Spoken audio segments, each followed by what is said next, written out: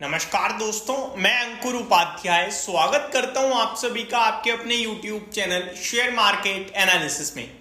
दोस्तों, एक बहुत ही बड़ी खबर आई थी 2 दिन पहले जो मैंने आप सभी के साथ टाइमली शेयर करी, और वो थी सुप्रीम कोर्ट का एक डिसीजन आया था।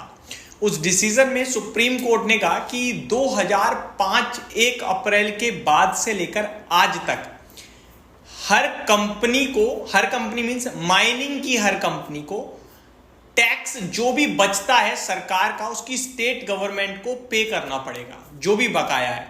साथ ही साथ सुप्रीम कोर्ट ने यह भी कहा कि उस बकाया पे जो स्टेट गवर्नमेंट है वो किसी भी प्रकार का कोई चार्ज, इंटरेस्ट, पेनल्टी नहीं लगा सकती।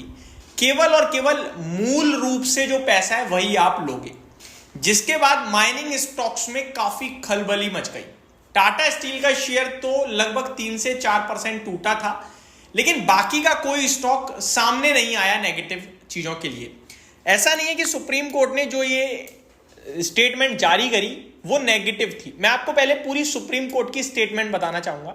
एक मामला चल रहा था माइनिंग कंपनीज को लेकर कि इनसे कितना पैसा लेना चाहिए माइन करने के लिए उस स्टेट में, उस स्टेट की गवर्नमेंट को, और कंपनियां कह रही थी लेना चाहिए या नहीं लेना चाहिए। भैया कंपनी उस स्टेट को काफी ज्यादा रोजगार भी तो मिल रहा है, तो इस पर बड़े लंबे समय से फैसला चल रहा था।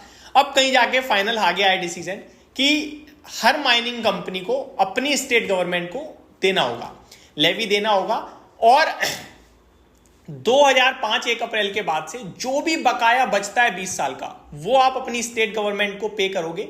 लेकिन ऐसा नहीं है कि आपको हमने बोल दिया पे करोगे और कंपनियों के ऊपर बर्डन पड़ जाए। तो सुप्रीम कोर्ट ने कहा कि आपको 12 साल का समय मिलेगा, आराम से पे करो, कोई दिक्कत वाली बात नहीं है। और स्टेट गवर्नमेंट से कहा कि आप भाई साहब किसी भी तरीके की पेनल्टी या चार्जेस नहीं लगाओगे, दैट्स इट। तो दोनों के फेवर में ही सुप्रीम कोर्ट का ये डिसीजन आया एक तरीके से। टाटा स्टील इसलिए नेगेटिव रिएक्ट कर गया क्योंकि अनुमान यह था कि 17,000 करोड़ के करीब का टाटा स्टील पे ऑलरेडी बकाया है जो उसे पे करना है।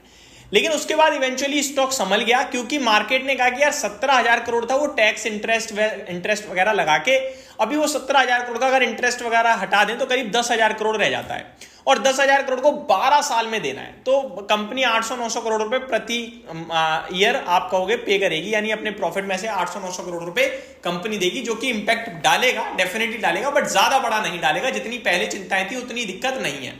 इसी प्रकार एक और कंपनी बड़ी सामने आते हुए दिखी है कल के ट्रेडिंग सेशन में। फ्राइडे को खबर आती है कोल इंडिया के लिए। दोस्तों, कोल इंडिया के लिए काफी बड़ी खबर आते हुए दिखी है। अब क्या खबर है वो मैं आप सभी के साथ शेयर कर रहा हूं। एक्चुअली में पॉजिटिव न्यूज है कोल इंडिया के लिए, अगर आप ध्यान से सुने तो।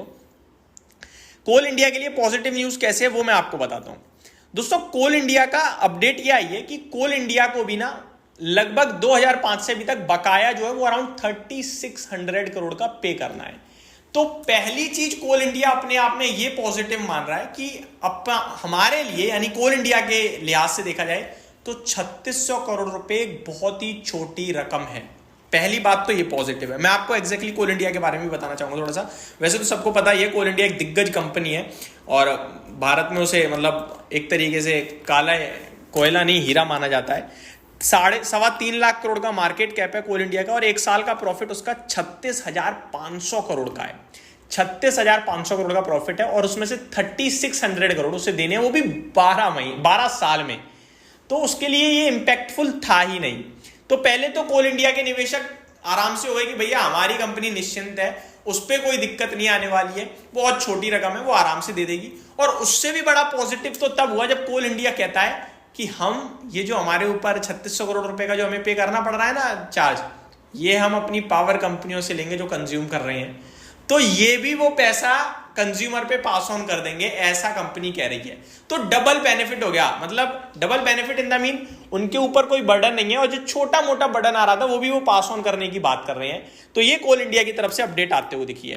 कोल इंडिया लॉन्ग टर्म पर्पज से मेरे को काफी पसंद है, और मैंने कल या परसों एक वीडियो भी बनाई थी जहां मैंने आपसे कहा था कि कोल इंडिया के स्टॉक में आप डेफिनेटली नजर बनाए। केवल 8 के पीई पे उपलब्ध है, एक हायर हाई का फॉर्मेशन ले रहा है, बैठ जाओ इसे लेके, कसम खा लो, बेचना नहीं है। ये कंपनी मतलब 35,000 करोड़ का सिंगल ईयर का प्रॉफिट बना रही है, और 3 लाख करोड़ के मार्केट कैप पे है। आप 35,000 करोड़ का जो ईयरली प्रॉफिट बना रही है कंपनी, उसको देखो, उसका मार्केट कैप 6-7 लाख करोड़ पे मिलेगा। ये सरकारी कंपनी है इसलिए सस्ते वैल्यूएशन है। अब ये कहने वाला जमाना नहीं रहा, क्योंकि सरकारी कंपनियों को तो और महंगे वैल्यूएशन मिलते हैं।